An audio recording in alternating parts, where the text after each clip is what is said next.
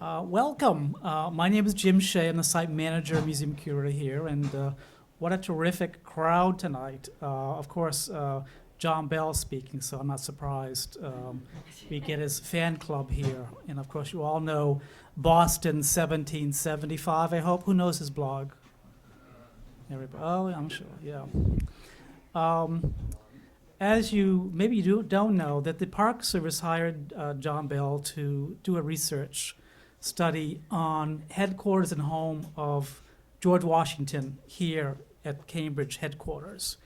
And he began his research about 3.5 years ago, and he's just about finished right now. And I have a draft in my hand. It's about 700 pages. And tonight I'm going to read the whole thing. This is going to marathon reading, so we'll have breakfast at 6 in the morning. I've read it, and it's really groundbreaking. It's a wonderful, interesting study. I've worked for the Park Service about 30 years. I've worked at places where George Washington stayed, slept, worked, Yorktown, Virginia, Manhattan at Federal Hall, and coming here, the Washington story was kind of at footnotes for a while, but now it's now called the Longfellow House, Washington's headquarters, National Historic Site, and John Bell is going to do this site justice when we release the report. Not yet, but I do have a sheet back here, so when we do put the report out electronically, if you want to get a link to that, we can make sure you're on that list, so be sure if you want to do that. John Bell has, J.L. Bell, as you know him, he's worked with he's the administrator for the National Park and for the Friends of the Longfellow House, Washington headquarters, and he's a good friend of the National Park Service and does a lot of work with us. You often see him here on Sundays. He's also does a lot with children's literature and editing books, so he has many, many talents. Tonight's lecture will be entitled Washington's Artillery, Remaking the Regiment Between Bunker Hill and Dorchester Heights.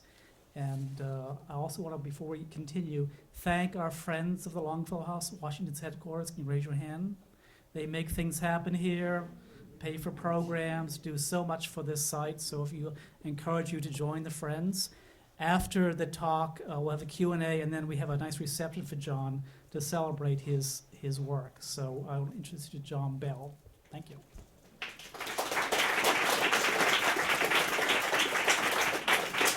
Thank you. And thank you, Jim. Thanks to the Friends of the Longfellow House, Washington's headquarters, for sponsoring this talk.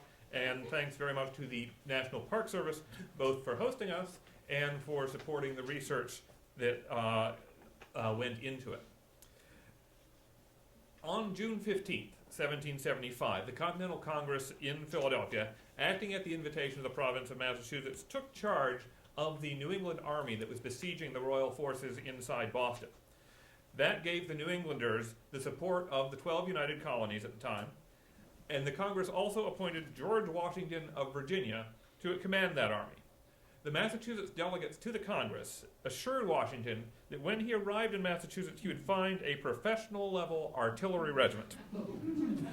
The colonel in charge of that regiment was Richard Gridley, born in Boston in 1711, and therefore in his mid-60s at the time, more than 20 years older than Washington. Gridley had gained fame during the siege of Louisburg in 1745. That expedition against this fortress in French Canada was led by a Massachusetts governor, and the troops came from Massachusetts, not the regular British Army. Gridley was the second in command of the artillery during that siege, and his plans and sketches of the fortress are the basis of this map. The capture of Louisburg in 1745 was a high point of Massachusetts' military history. Governor Shirley and the British government were so grateful to Gridley for his role in that military campaign that the Crown granted him a half-pay pension, putting him on par with colonels in the regular British Army. Now that was a status that George Washington tried for years to get and couldn't get. So Gridley was already getting money from the Crown. Now in the negotiations to end that war, the British government agreed to give Louisburg back to the French Empire. And the men of Massachusetts didn't like that.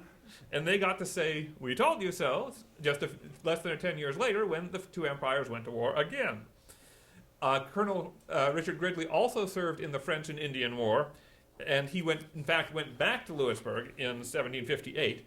But this time, and throughout that war, the Royal Artillery was in charge of the siege, the regular British Army was in charge of the war. It wasn't being conducted by the provincials and the provincial governments, and in fact, Gridley led a regiment of carpenters during the second group, a subordinate role.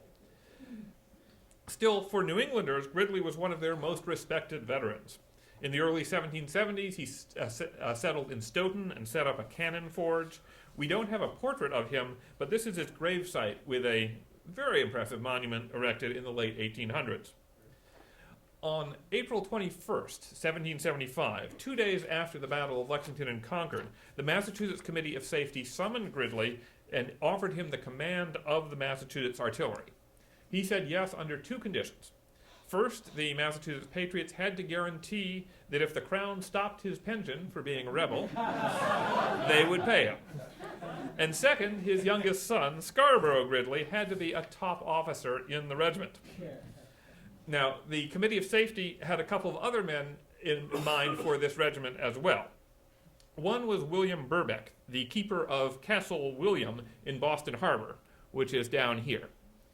This was the main fort of guarding the harbor of Boston, and he was in charge of keeping up the artillery there. This meant he had a lot of experience with guns, he had a lot of experience working with the regular British Army. On April 21st, Burbeck slipped away from Castle Island in a canoe and went up to Noddle's Island on the northeast side of the harbor, and over the next few days he made his way out to Cambridge. And the Massachusetts commanders were delighted to see him. He was known as an expert in explosives. Whenever Boston had fireworks to celebrate the King's birthday or the repeal of the Stamp Act or anything, William Burbeck was the man who made them. The Massachusetts Committee of Safety was so happy to have Burbeck's services for the artillery regiment that they granted him an unusually large salary of £150 per year, plus a pension, plus the title of engineer. And then the next ranking officer in the regiment was somebody who had already been working with the Committee of Safety, David Mason of Salem. Now, this is the only one of these men whose portrait has survived, and that's because we think Mason was a painter, a decorative painter, so he knew painters, and he had paint, and he had the right connections. After serving in the French and Indian War in the early 1760s, Mason started an artillery company within the Boston Militia Regiment. Economic troubles caused him to leave the town for Salem in 1765 before that unit got off the ground, but Mason kept the title of captain, and he became active in the Essex County Militia. In November 1774, as the conflict between Massachusetts and the royal government heated up, members of the provincial congress asked Mason to start gathering cannon for a nascent army. And over the next several months, Mason collected cannon from ships' captains in Salem and from shore batteries. In February 1775, the British Army made a raid on Salem, nearly capturing the cannon that Mason had stored in a blacksmith shop. And then the next month, British spies located more cannon under Mason's control in a town called Concord.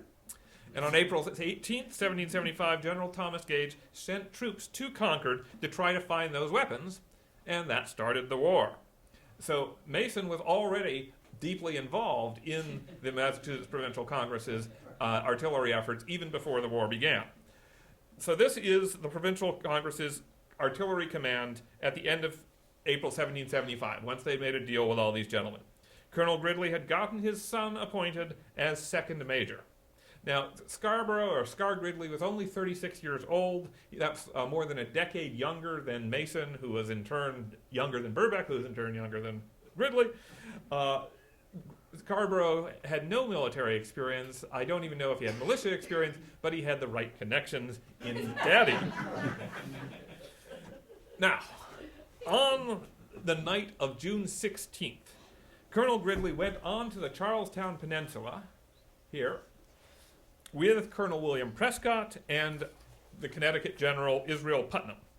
Their job was to fortify a site on the high ground of that peninsula in order to keep the British Army from seizing that land.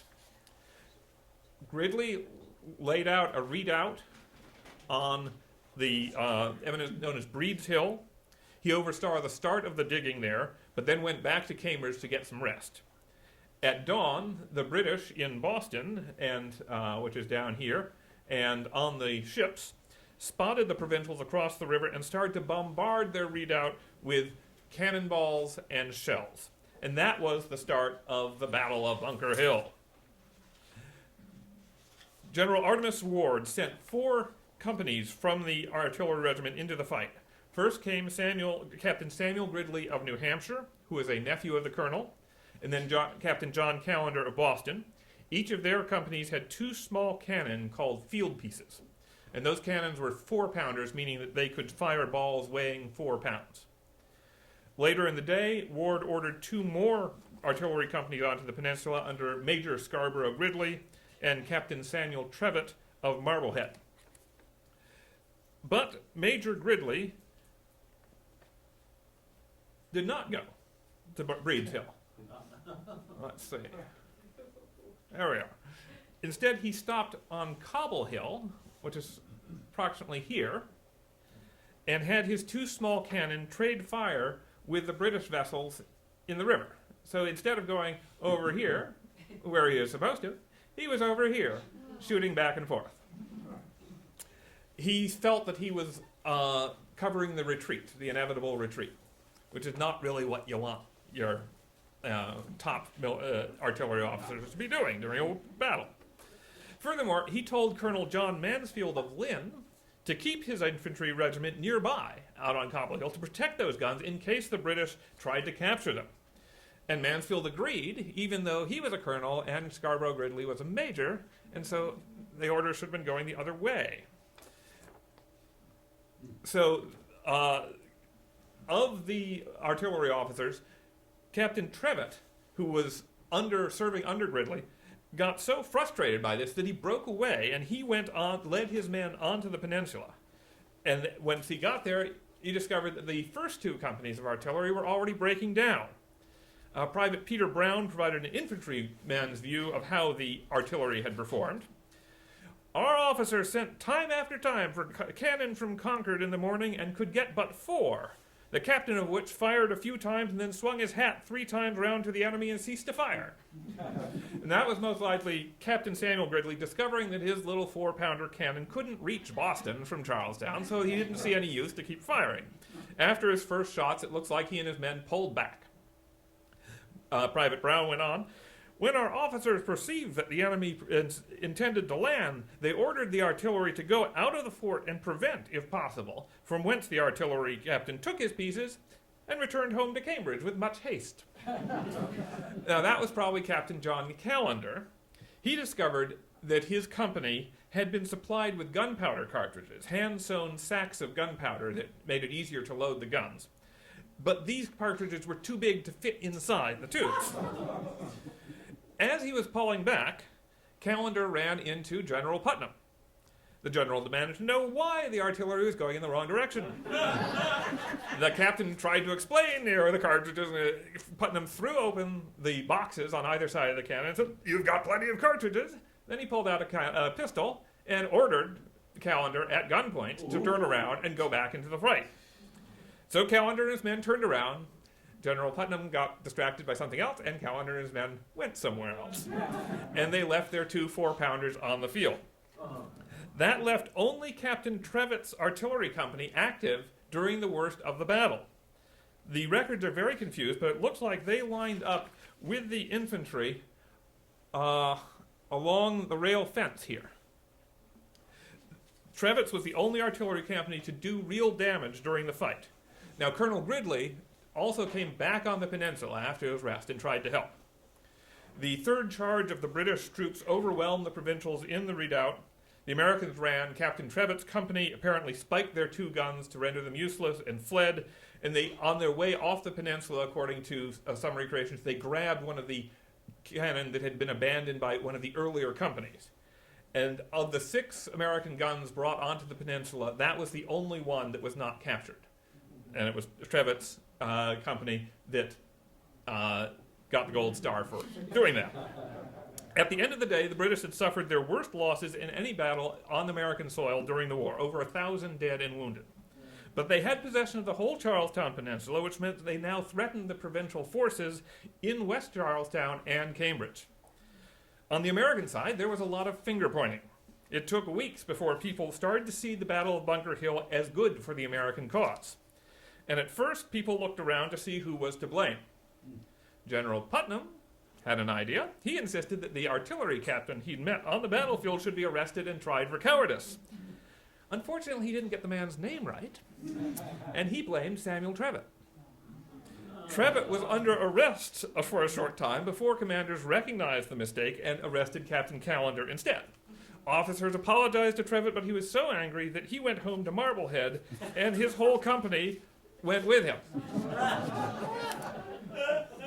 So, on the afternoon, this was July 17th and shortly afterwards, on the afternoon of, June 17th, on the afternoon of July 2nd, General George Washington arrived in Cambridge. He had heard about the Battle of Bunker Hill when he passed through New York on his way, but he didn't know its effects. And what he found was the Continental Army was still in disarray, the artillery regiment was at the heart of the problem, and fixing that regiment became one of his biggest challenges Washington faced when he moved into his headquarters. This was Washington's first headquarters, the Wadsworth House in Cambridge, supplied to him and to General Charles Lee by the Massachusetts Provincial Congress. Ordinarily, it was the home of the president of Harvard College. It's still standing today. This is what it looks like, but the college and the city have grown up all around it, so it has a different feel from a century and a half ago. While working in that house in early July, General Washington got his first taste of the problems in the artillery regiment. To begin with, Colonel Gridley was home in Stoughton. On June 27th, his wife and daughter told the gentleman that in Milton that the colonel's wound keeps him confined so that he cannot move out of his bed. During the retreat from Bunker Hill, Gridley had been wounded. While Colonel Gridley was home, his son, Major Scarborough Gridley, was ferrying orders to the siege lines, which meant that Scar Gridley was effectively in command of the artillery regiment at the same time that people were muttering about how badly he had behaved during the battle. Colonel Gridley also posed two bureaucratic problems to Washington as the new commander. First, on June 23rd, less than a week after the battle, the Massachusetts Provincial Congress had promoted him to Major General. Washington was already having to soothe egos because the Continental Congress's list of generals did not match the New England Legislature's list of generals, and so he was juggling those. He waited until August to tell the Continental Congress about the issue of Gridley's rank and strongly suggested that it not confirm that appointment, which it didn't. Furthermore, on July 3rd, Colonel Gridley sent the Massachusetts Provincial Congress a letter objecting to how it had ranked the regiment's officers. In June, he had convinced the Committee of Safety to make Scarborough Gridley first major ahead of David Mason. But after the Battle of Bunker Hill, the legislature kept Mason as the senior major. When the colonel learned about that, he angrily offered to resign, writing, "I find, gentlemen, that my judgment in these matters is of little weight with you. It seems not necessary to consult me on it. Though I must have the trouble of teaching everyone under me the knowledge necessary for the service, you have been pleased to revise the plan I gave you. If I must have no judgment, and am not to be consulted on these matters, but must have persons transposed and imposed upon me without consulting me, I am determined I will withdraw myself from the army, and will have nothing further to do with it." The legislature seems to have quietly set that letter aside, hear no more of it. It's not clear whether anyone ever told Washington that Gridley had resigned. This implies to me that the colonel still had some local supporters looking out for his best interests. So the first problem that landed on Washington's lap was what to do with Captain Callender. When we last left him, he was under arrest finally. On July 7th, Washington's orders for the whole army said, "It is with inexpressible concern that the general, upon his first arrival in the army, should find an officer sentenced by a general court-martial to be cashiered for cowardice, a crime of all others the most infamous in a soldier, the most injurious to an army, and the last to be forgiven. inasmuch as it may and often does happen that the cowardice of a single officer may prove the destruction of the whole army. The general therefore thinks himself obliged for the good of the service to approve the judgment of the court-martial with respect to Captain John Callender, who is hereby sentenced to be cashiered and dismissed from all further service in the Continental Army as an officer. But that wasn't the last reverberation from Bunker Hill. On August 13th, 3 of Colonel John Mansfield's men accused him of high crimes and misdemeanors, and after a month, a military panel found Mansfield guilty of remissness and backwardness in the execution of his duty at the late engagement on Bunker's Hill, so he was forced out as well. And that wasn't the end of the court-martials. Artillery officers were arguing among themselves. On September 2nd, Lieutenant Edward Crafts was convicted of using abusive language to Major Gridley. But Scar Gridley was losing support. At the end of that month, another court-martial found he had been deficient in his duty upon the 17th of June last, the day of the action upon Bunker's Hill. The battle had finally caught up with Major Gridley. The court-martial recommended dismissing him from the Massachusetts service, but on account of his inexperience in youth, he was in his mid-30s, and the great confusion which attended the day's transaction in general, they do not consider him incapable of a Continental Commission should the general officers recommend him. Washington removed Scar Gridley from the Army on September 24th, and no one came forward to suggest that he deserved to be an officer again. In October, there was another court-martial, this time of Captain Samuel Gridley, for backwardness in the execution of his duty and for negligence in the care and discipline of his camp. This Gridley was acquitted, and his accuser was convicted of stirring up trouble with malicious, vexatious, and groundless complaints. But nevertheless, Samuel Gridley did not receive a position in the new army formed in January 1776. So, thus, by the end of the year, all 4 of the artillery company commanders involved in the Battle of Bunker Hill were out of Washington's army. Now, beyond that personnel problem, Washington was also discovering a lot of weaknesses in the fortifications.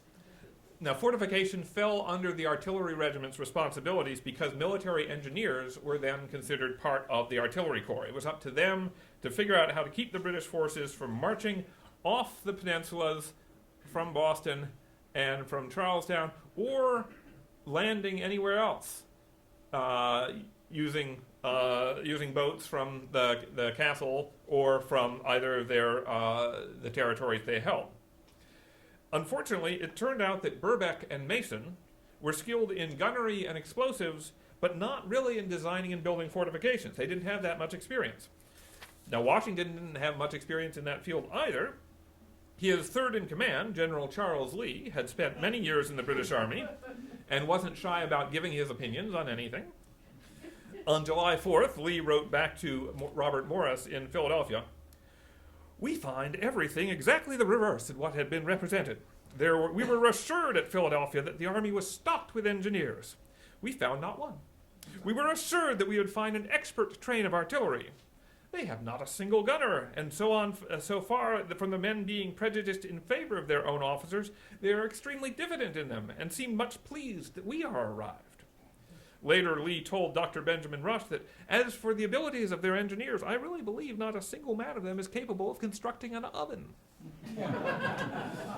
In his first long, detailed report to the Continental Congress on July 10th, Washington also complained about the want of engineers. He wrote, "I can hardly express the disappointment I have experienced on this subject, the skill of those we have being very imperfect and confined to the mere manual exercise of cannon, whereas the war in which we are engaged requires knowledge comprehending the duties of the field and fortification."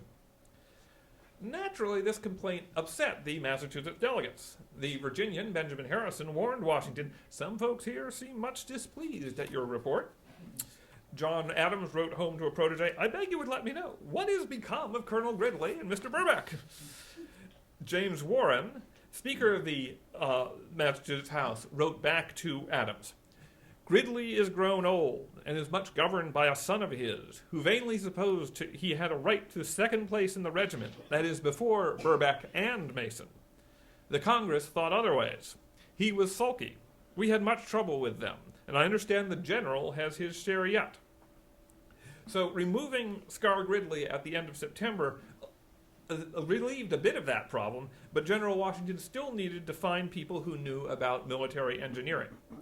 There were so few in the Continental Army that on July 15th, he had to order artillery officers to go around the lines and redoubts to examine if the guns are properly in their embrasures. In other words, if the guns were pointing at the British. And if the embrasures were properly made and properly sloped toward the country. A lot of remedial work in Cambridge fell on General Lee. On July 27th, he wrote, "I work like 10 post horses. Our miserable defect of engineers imposes upon me eternal work in a department to which I am rather a stranger. The undoing of what we found gives us more trouble than doing what was left undone. However, we have contrived to make ourselves pretty secure." Now, by the end of this month, the Continental Army had fairly strong fortifications on Winter Hill and Prospect Hill. On August 26th, the Americans pressed forward and took Plowed Hill, which is closer here, fortifying that as well. That put them in a pretty good position for keeping the British forces from charging off the Charlestown Peninsula, which is what they were really worried about. And Washington was also learning in that time about who he could count on to get fortifications built. One engineer working in Cambridge was Jeduthan Baldwin, a volunteer from Brookfield. And again, we don't have a picture of this man, so I'm showing you his gravestone. Baldwin had been a Massachusetts captain during the French and Indian War, helping to build fortifications for the British Army on Lake George and Lake Champlain. He started working with the Massachusetts Army on May 20th. On June 16th, Baldwin helped build the redoubt on Breed's Hill, and at the end of the next day, when that didn't turn out so well, he threw up a hasty fortification on Prospect Hill to keep the British from coming any further. But Baldwin wasn't formally an officer in the Massachusetts Army, which meant that he didn't become an officer in the Continental Army. And Washington didn't have authorization to make him an officer. So in early July, Baldwin was ready to finish up and go home, and people had to persuade him to stay on. By winter, Washington had come to rely on Baldwin as an engineer.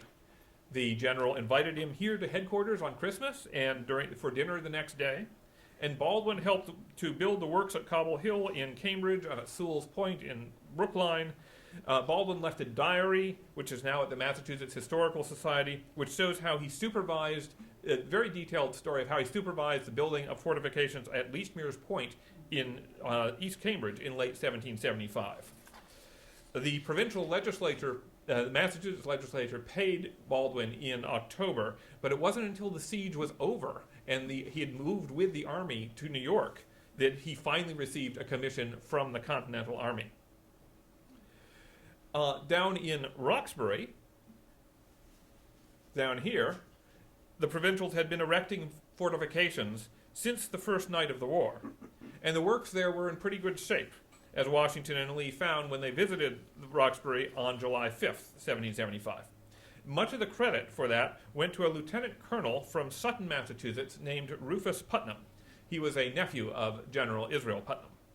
And here's how he recalled becoming an engineer.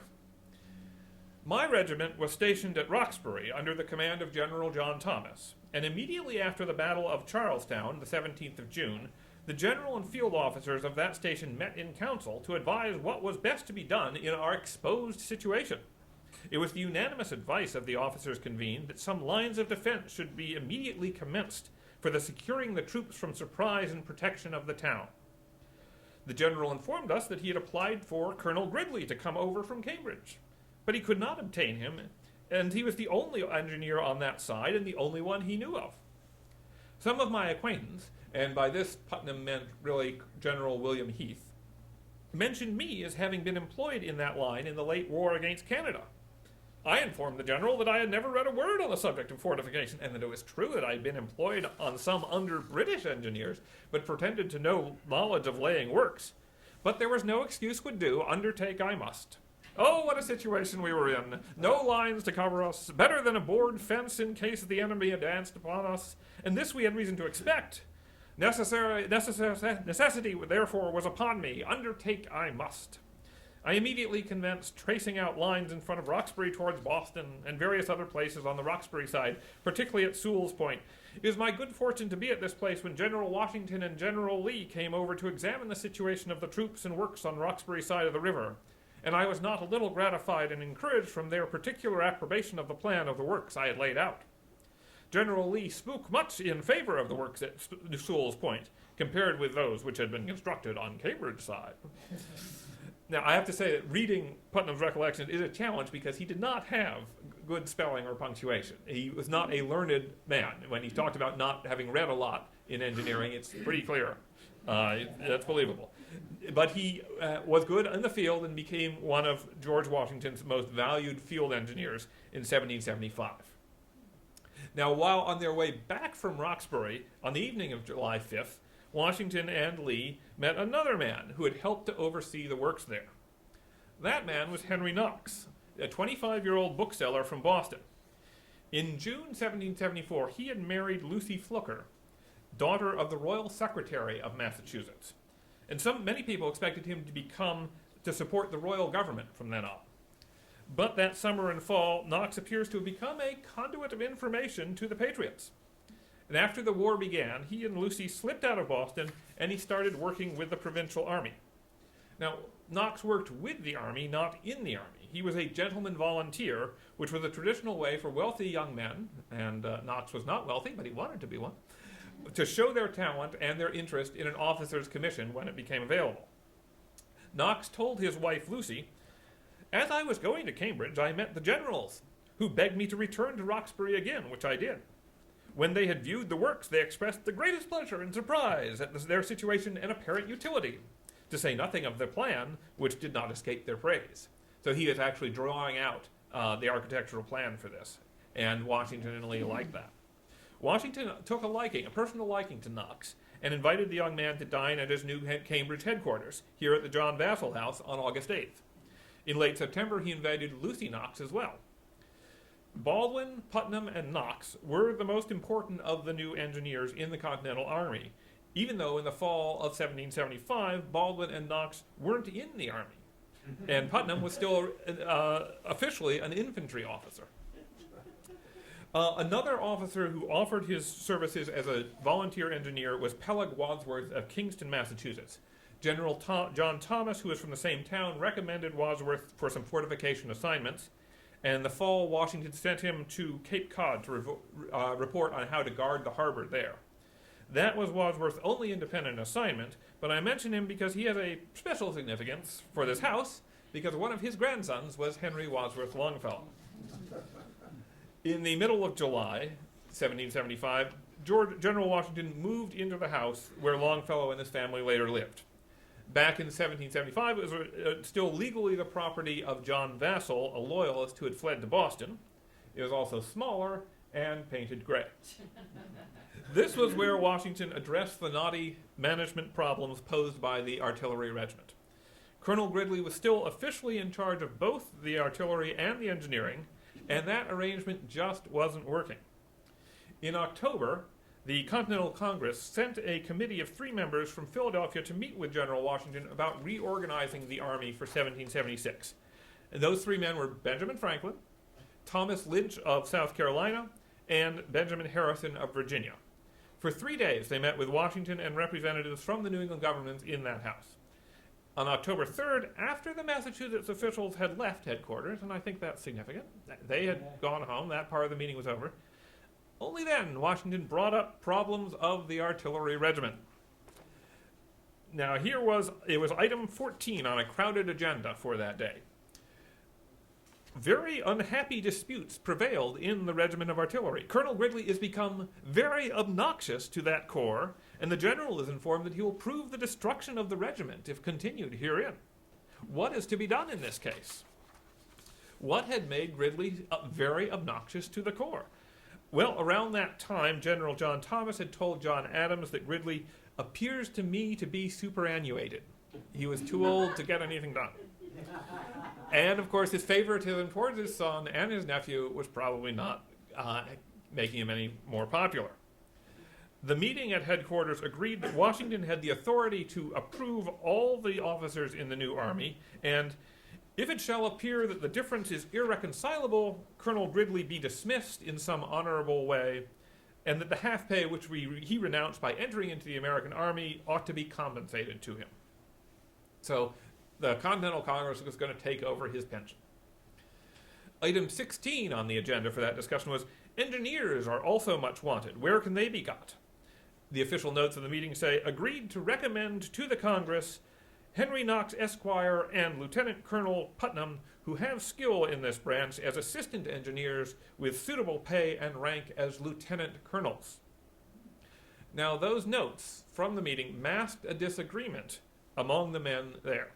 According to a letter that Knox wrote to John Adams, a number of the generals desired me to act as engineer, and said that when the delegates from the Continental Congress came here, the matter should be settled. Myself as chief engineer with the rank and pay of colonel, and Lieutenant Colonel Putnam as second, also with the rank of colonel.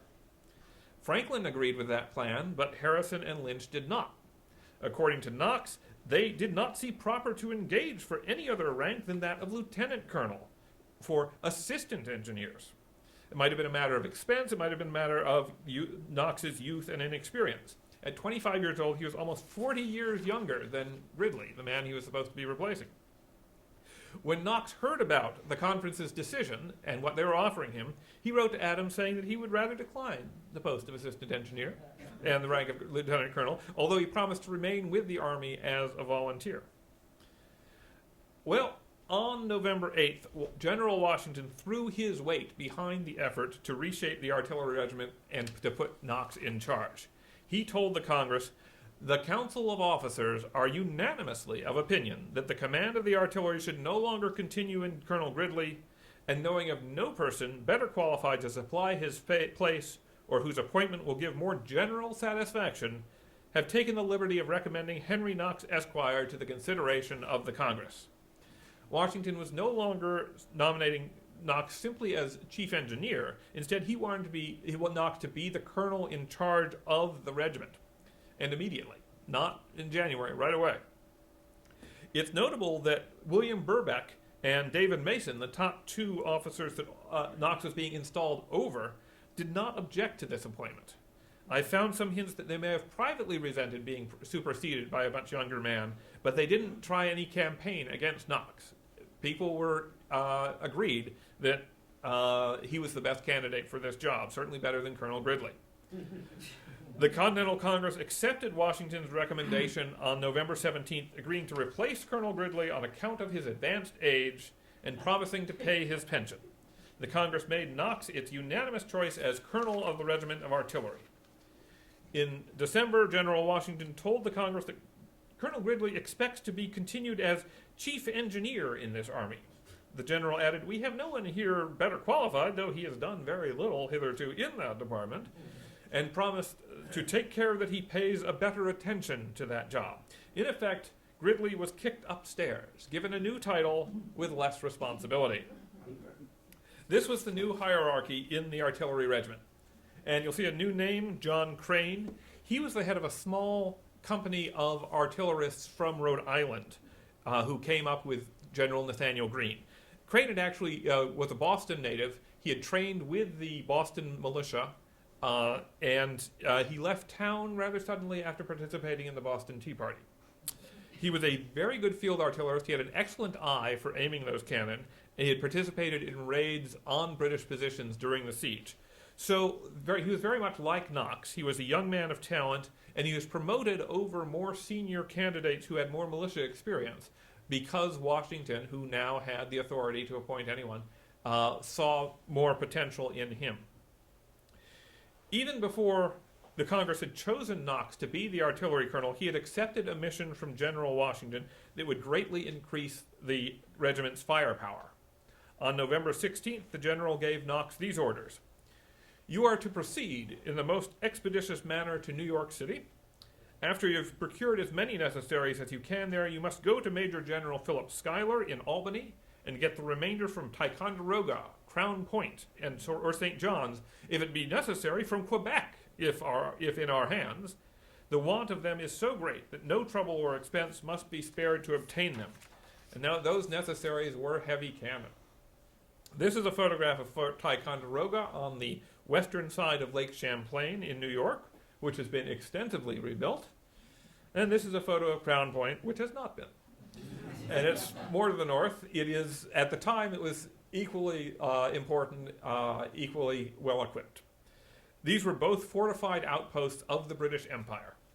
The Green Mountain Boys and Benedict Arnold had seized them for the New England colonies back in May, when the defenders of these places had not quite realized there was a war on. Knox's mission to those forts has become famous and is often told as part of the climax of the Siege of Boston. And in the retelling, it's become exaggerated in some ways, I think. For example, authors sometimes say that the Continental Army around Boston had no cannon or no heavy cannon.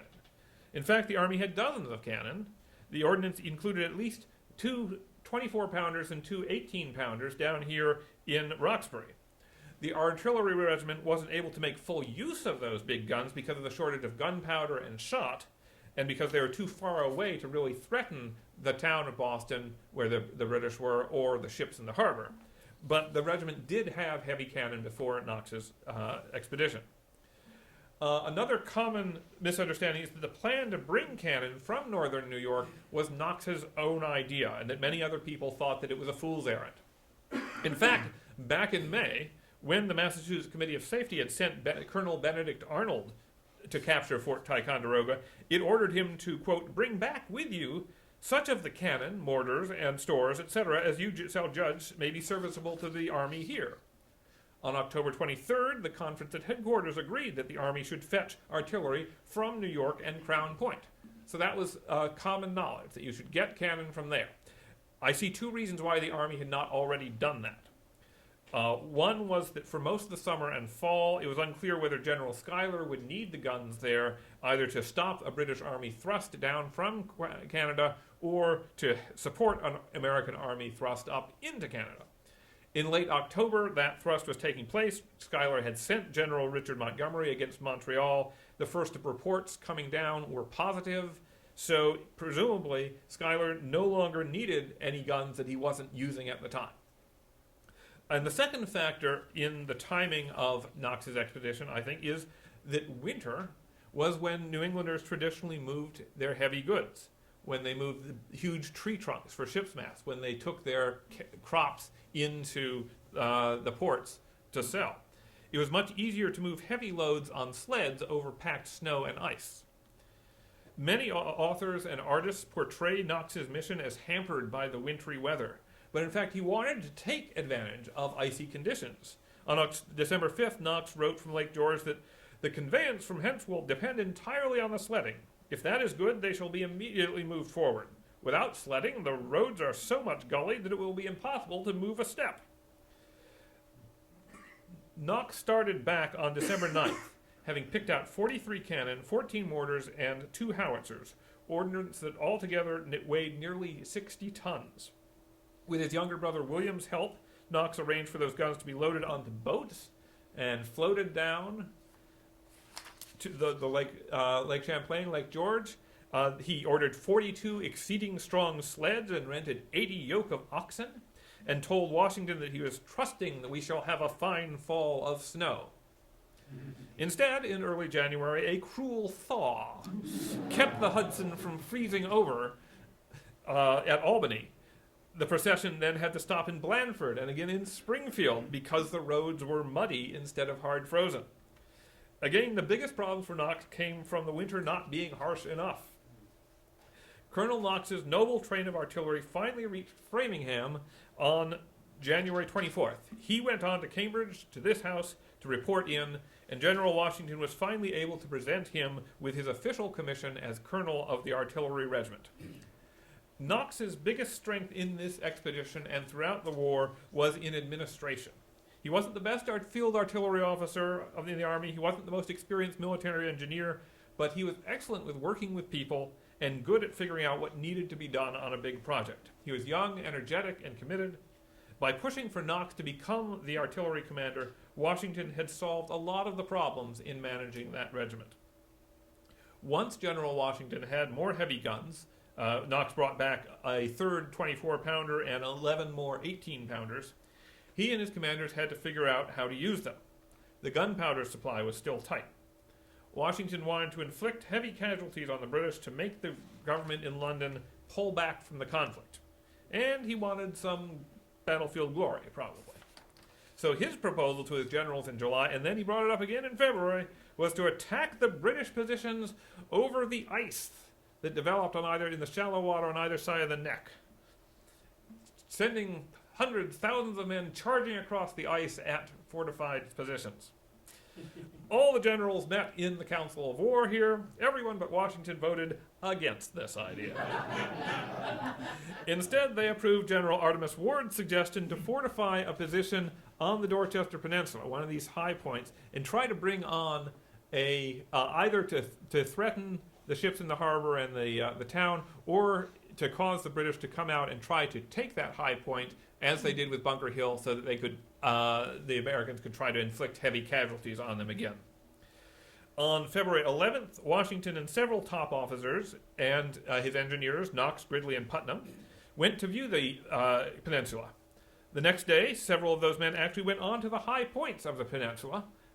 This is Dorchester Heights here. And then they had to race off because they feared the British would try to cut them off. Building a fortification in midwinter on those heights would be difficult. Everybody knew that because the ground was hard frozen. It was going to be very difficult to dig. It was going to be slow, it was going to be tiring, and meanwhile, the British were going to see them and start coming out. Washington came away still favoring an attack across the ice. Sometime in mid-February, Rufus Putnam cajoled General Heath into loaning him a book on fortifications. He's finally getting some reading done. Inside, he found a description of something called a chandelier. And now here is a plate from John Muller's The Attack and Defense of Fortified Places, which explains chandeliers, there's the diagram, are wooden frames made of two pieces fixed crossways on two other pieces at about 4 feet asunder, and upon their intersections are erected two vertical pieces of 5 feet height, each supported by 3 buttresses. The interval of these two pieces is filled up with the fascines, as their fascine up there, to cover the troops upon occasion. Well, that's a little confusing. So, this is what they look like. This is a photo from Fort Ligonier. This is a simple technology. It's just a frame, and then you put bundles of sticks, wrapped up bundles, pile them up in these frames. It's a simple technology that allows you to construct parts of the fortification in advance, quickly assemble them on the site. They don't give you protection against cannonball, but they do give you protection against small arms fire, musket fire, and grape shot. And while, as you got those up, then the men can be behind them, digging to build stronger traditional earthworks. According to Rufus Putnam, Gridley and Knox arrived at the house where he was a few minutes after he had his brainstorm and agreed with the plan to use chandeliers. Putnam later wrote, "Our report was approved of by the general, and preparations immediately set on foot to carry it into effect." Now, that level of preparation was what distinguished the action on Dorchester Heights from the Battle of Bunker Hill 8 months earlier. The provincial army moved into Charlestown with about 1 day's notice. Nearly every step was impromptu, from the choice of where to dig the redoubt to which regiments would land and go into the peninsula, and of course which regiments would decide not to go onto the peninsula. In contrast, Washington and his generals and engineers prepared carefully and thoroughly for Dorchester. Soldiers collected timber, branches, hay, and barrels from all over the siege lines. The army hired about 300 wagons with their teams and drivers. Washington had his generals in Cambridge prepare a backup plan for an amphibious attack on Boston across the Charles if they needed to distract the British. On the evening of Saturday, March 2nd, Washington adopted the quartermaster general's suggestion to move onto the peninsula on the evening of March 4th. That would mean that any fight for that position would probably take place on the 5th, the anniversary of the Boston Massacre. On the 2nd, between 10 and 11, Colonel Knox's artillerists began a barrage from Cobble Hill, Leechmore Point, and Lamb's Dam down in Roxbury, the closest they could get to the British lines. Three of the American mortars burst, killing 2 men and badly wounding Lieutenant Colonel Mason. According to General Heath, the problem was that those guns were not properly bedded as the ground was hard frozen. the regiment was still learning. That artillery fire continued for the next 2 nights. On March 4th, Knox reported that his regiment had shot 144 cannonballs and 13 shells. Now, that was a large number for the Continental Army, but it was just a fraction of what the Royal Artillery was sending back. But all that thunder was designed to distract the British commanders and cover up the noise of the procession onto the Dorchester Peninsula on the 4th. People coming on this road. First came 800 men to guard the points of the peninsula closest to British positions, out here near the castle and here near the neck. Then came the carts full of entrenching tools. Then 1,200 soldiers led by General Thomas, 300 more carts carrying bundles of hay, chandeliers, fascines, and other material. The hay was dropped off along the isthmus, along the low, narrow area here, to muffle and hide the procession from the British on the Boston Neck. The teamsters were using silent goads to push the oxen along instead of whips, because whips would make noise. The material for the fortifications was hauled up to Dorchester Heights, and there the engineers supervised the work of assembling it.